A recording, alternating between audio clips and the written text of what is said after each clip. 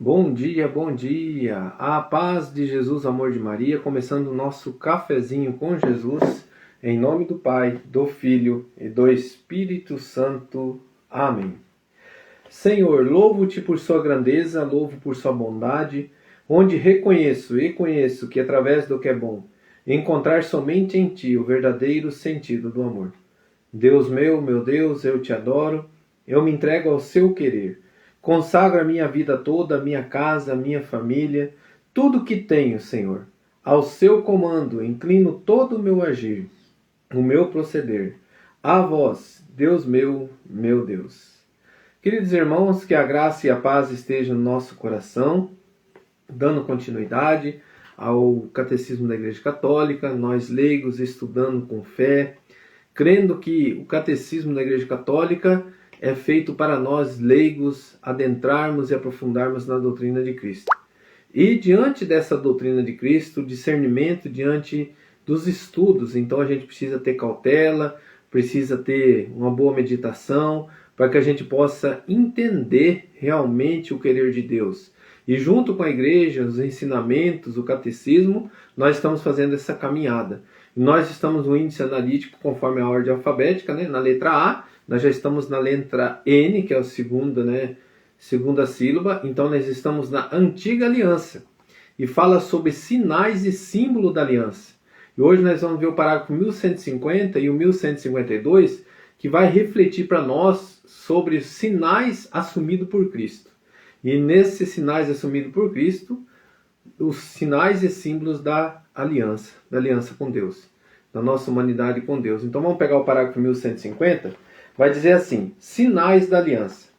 O povo eleito recebe de Deus sinais e símbolos distintivos que marcam sua vida litúrgica.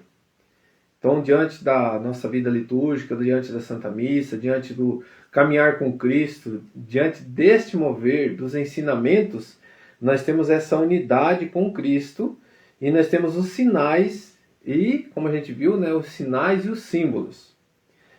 Estes não mais são apenas celebrações de ciclos cósmicos e gestos sociais. Então não é um gesto repetitivo. Já se tornou, diante de Deus, esse símbolos e sinais da aliança. São apenas celebrações de ciclos cósmicos e gestos sociais, mas sim da aliança, símbolos das grandes obras realizadas por Deus em favor do seu povo. Entre tais sinais litúrgicos da antiga aliança, podemos mencionar a circuncisão, a unção e a consagração dos reis e dos sacerdotes, a imposição das mãos, os sacrifícios e, sobretudo, a Páscoa. A Igreja vê nesses sinais uma prefiguração dos sacramentos da nova aliança. Então, irmãos, todos esses sinais que nós vimos aqui, da antiga aliança, unido junto com a nova e eterna aliança, nos traz essa unidade junto com os sacramentos da nova aliança. Os sinais assumidos por Cristo, parágrafo 1151 e 1152, nós vamos ler para a gente dar um entendimento, né? Os sinais assumidos por Cristo. Em sua pregação, o Senhor Jesus serve muitas vezes dos sinais da criação para dar a conhecer o mistério do reino de Deus. Realiza suas curas ou sublinha sua pregação como sinais materiais ou gestos simbólicos. Então, assim, para a gente possa compreender, gestos simbólicos. Né? Temos o pão, a luz, a videira, a água e os sinais. Nós vamos pegar lá em João 9,6, Marcos 8,23, João 20,30 e Marcos 16,17. Então, para que a gente possa compreender os sinais que Deus deu, para que eu e você acredita que Ele é Deus, para que nós possamos entender que nós estamos diante do nosso Senhor, esses sinais que às vezes a gente percebe no céu, os sinais que nós percebemos no dia a dia, no cotidiano, quantos sinais nós presenciamos da presença de Deus? Que o arco-íris mesmo, né? Coisa linda. Como que um ser humano vai fazer um arco-íris? Então ali são sinais, né? Da presença de Deus, sinais que Deus está conosco, né? Então, como ele disse, que ele colocaria no céu o arco-íris, o sinal da aliança, como ele falou a Moisés, né? A Noé, não é a Moisés, a Noé, como ele falou a Noé. Então esse é o sinal da aliança, que não destruiria mais o mundo, que seria o arco-íris. Então, irmãos, assim, são sinais e gestos que nós vamos... sinais e símbolos que nós vamos presenciar agora. Então, no parágrafo 1152, depois a gente vai pegar todas as palavras que falam sobre sinais e símbolos. 1152, sinais sacramentais. Desde Pentecoste é por meio dos sinais sacramentais de sua igreja que o Espírito Santo realiza a santificação. Os sacramentos da igreja não abolem, antes purificam e integram toda a riqueza dos sinais e dos símbolos dos cosmos e da vida social. Além disso, realiza os tipos e as figuras da antiga aliança, significam e realizam a salvação operada por Cristo e prefiguram e antecipam a glória do céu. Irmãos, que bênção esses parágrafos, diante dos sacramentos, diante de que a imposição das mãos, diante da água, né? Diante do sacerdócio de Cristo, onde que nós temos o sacerdócio ministerial, que são os presbíteros, nossos bispos, que conduzem a graça que vem de Jesus, passando de geração para geração, para que nós possamos adentrar no reino de Deus. E isso é possível porque o nosso Senhor Jesus formou e deixou a igreja de Cristo para que ela dê andamento naquilo que Ele fez e faz por nós.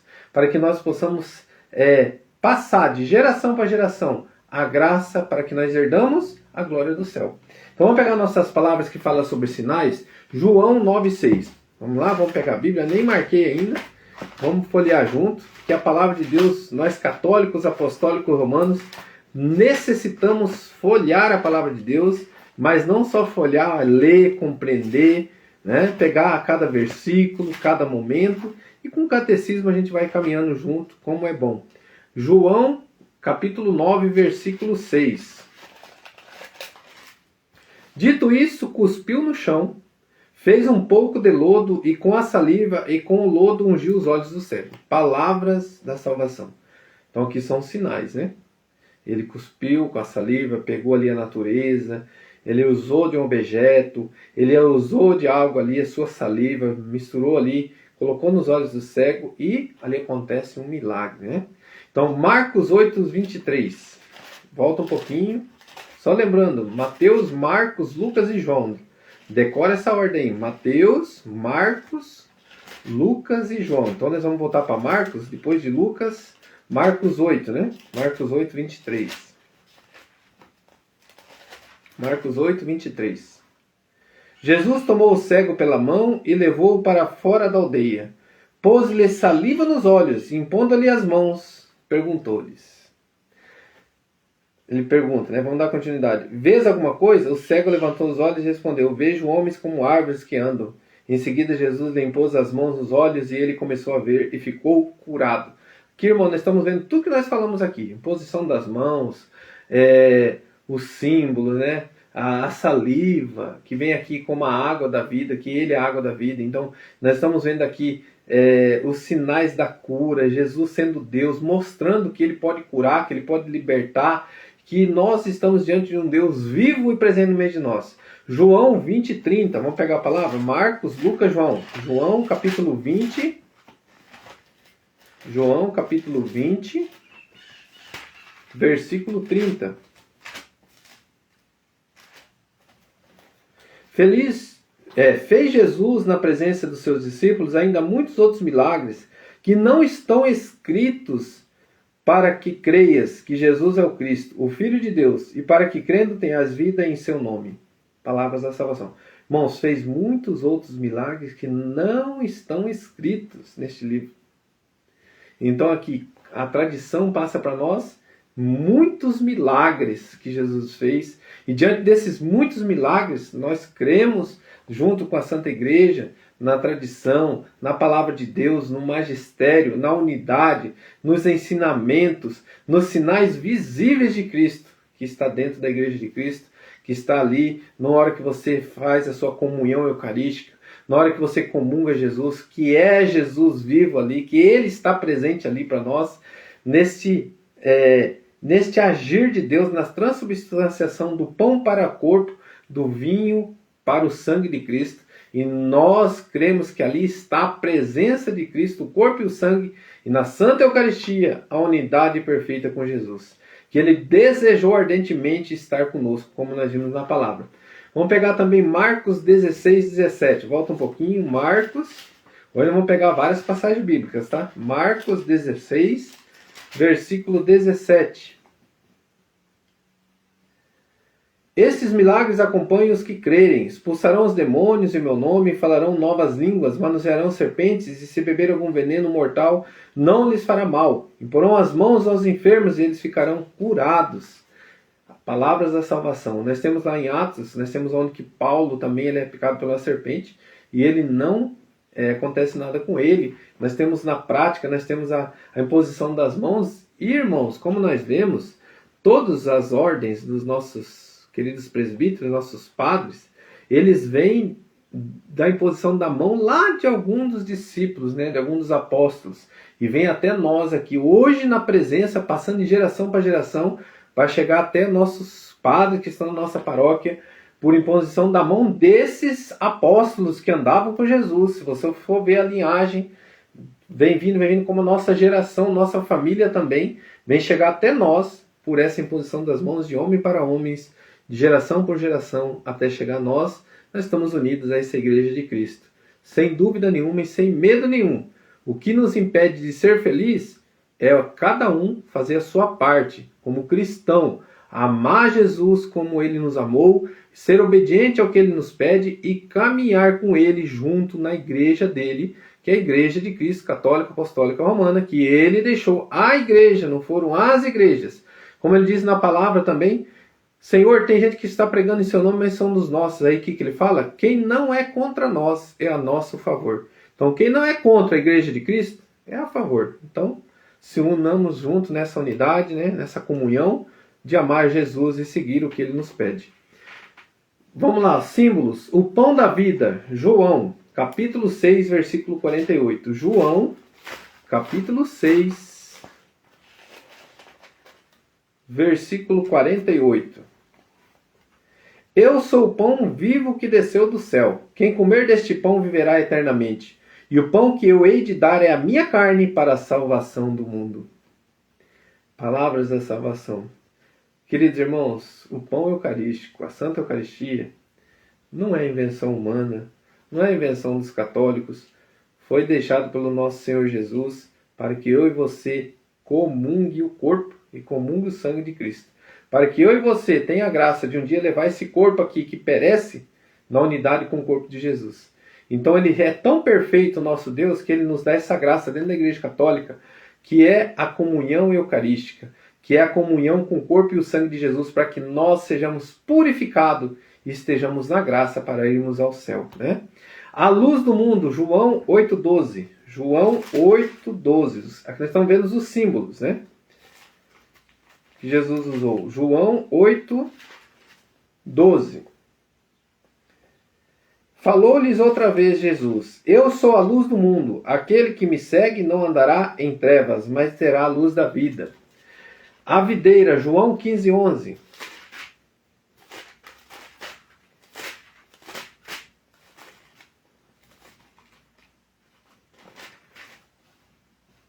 Disse-vos essas coisas para que a minha alegria esteja em vós, e essa alegria seja completa.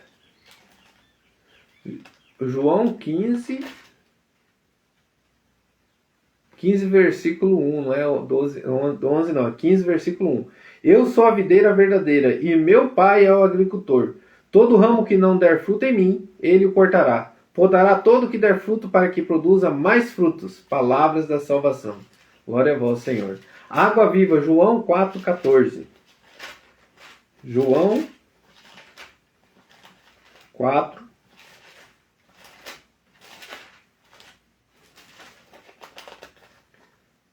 14. Mas o que beber da água que eu lhe der, jamais terá sede. Mas a água que eu lhe der virá a ser nele fonte de água, que jorrará até a vida eterna. Palavras da salvação. Aonde que jorrou sangue e água? Na cruz. Aqui na cruz nasce a igreja. E essa é a fonte da água viva, que quem tomar dessa água jamais terá sede. junto com a igreja, junto com Cristo, a fonte da água viva, do batismo, a fonte da água viva, que nós temos também, que nós nos alimentamos, nós saciamos a nossa sede, a nossa alma fica sedenta eternamente, mas numa água que sempre nos sacia. É uma água assim que não tem como a gente se ficar sem, né? O corpo, ele não consegue ficar sem a água física que nós pegamos, tocamos, né? Mas a nossa alma, sem essa água viva, que é a presença de Jesus, nossa alma perece, nossa alma morre, porque nós precisamos beber dessa fonte, dessa água viva, que é a presença de Jesus. Coloca a mão no teu coração e diante desses sinais, desses símbolos que nós vimos hoje, que nós presenciamos todos os dias na Santa Missa, na Santa Liturgia, que é a presença viva de Deus, que é ali, aonde que Ele colocou para nós, este é o meu corpo, é o meu sangue que é dado por vós, que nosso crer vai além, porque muitos desejarão ver, mas não vão conseguir.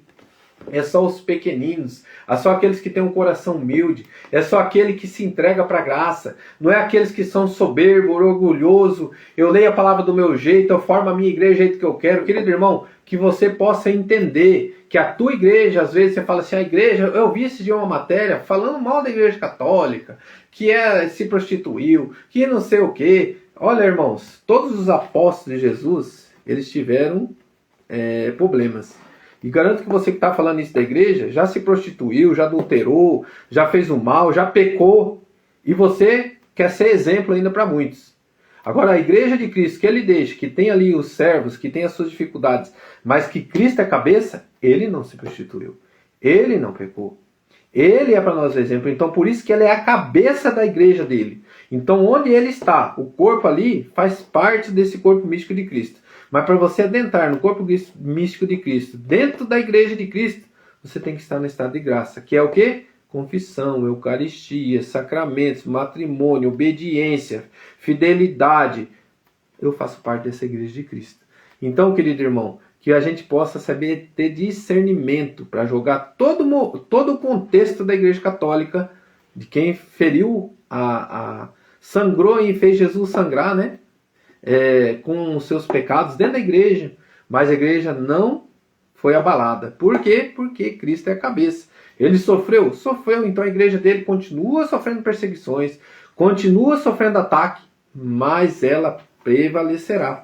Diferente de muitos que tem por aí, que sai de uma igreja, forma outra. Igreja não, né? Eu falo, igreja é uma, né?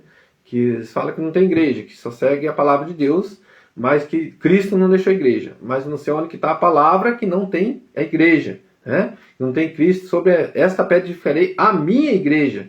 Então, a única igreja que nós saibamos distinguir, irmãos, que não é a igreja que vai salvar, mas é eu me unindo a ela, não vai salvar, que eu falo assim, eu estou na igreja, eu estou salvo. Não, eu tenho que ter a minha conversão. E aí, eu me unindo à igreja, que é a salvação junto com Cristo, aí sim, a igreja salva, porque ela me dá os caminhos da salvação, ela me dá a unidade com os sacramentos, ela me dá a perfeição. E aí é a graça que cada um necessita para completar a unidade perfeita com Cristo. Unindo-se à igreja, me uno a Cristo. Unindo-se à igreja, me uno a Cristo. De que jeito? Na graça, na conversão, na confissão, nos sacramentos. E aí, meu irmão, é uma graça muito grande. Só sabe disso quem é verdadeiramente católico, apostólico, romano, que vive o caminho com Cristo na igreja de Cristo. Que Deus abençoe. Pai nosso, que estais no céu, santificado seja o vosso nome. Venha a nós o vosso reino, seja feita a vossa vontade, assim na terra como no céu. O pão nosso de cada dia nos dai hoje. Perdoai as nossas ofensas, assim como nós perdoamos a quem nos tem ofendido. E não nos deixeis cair em tentação, mas livrai-nos do mal. Amém. Louvado seja nosso Senhor Jesus Cristo, para sempre seja louvado. Que a gente possa compreender uma coisa. Para eu falar mal da igreja de Cristo, que é a igreja católica apostólica romana, eu tenho que olhar meu passado também. Se eu consigo condenar a igreja pelo seu passado, você tem que ser condenado. A tua igreja que você formou tem que ser condenada por você que formou. Porque você era pecador, você fez mal, você errou, você matou, você roubou. E depois formou a igreja. Qual a diferença da tua igreja que você formou, o ser humano formou, que a igreja de Cristo que passou por uma perrenga, mas com a graça de Deus, ela jamais será abalada? Qual é a diferença?